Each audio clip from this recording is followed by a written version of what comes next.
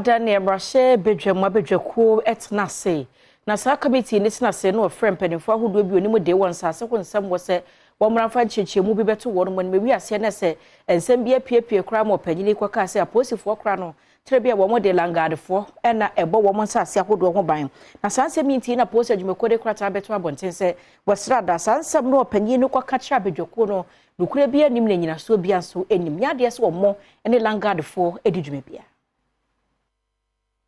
Aposifo ede aba betudwa se ensambia enam infidie so HSA Chief Director wo Ministry of Lands and Natural Resources ene mrahwebedwafo committee bi ekoshiemu eye July bosome no eda etoso edu ede koto omonim se aya na aposifo ekofa langduards ana womo ede kobo eye oman no ensase ho ban no aposifo de abetudwa se enye nokre na nsese omanfo agitum aposifo ekire se anamo a womo etu ede bo oman no ejapade ene omanfo ho ban no enya de a womo de langduards eka ho enti na nsese omanfo agisa nsemi etum womo ekire mu se na nsentem kra omanfo ebekaya aposifo ahyemu kina ede niam egu akwan mu a womo hwe se langduards awodo a womo ewo oman mu a womo ma omanfo ho ntom no womo etu omso sa enti no eba ne sen ana womo aposifo ene sa langduards yi ebeka bom etu sa na moi aposifo ede abetudwa se womo bekoso ene security agencies ene omanfo aka bom na omahwe se emra ayedwuma ewo oman mu a na omanfo akoso enya womo asomdue na omo ho atom enkrata aposifo ede betudwa yi efri eye public affairs ewo police headquarters na de ninsa ehya ase no eye director of public affairs assistant commissioner of police Grace Ansa Akrofi.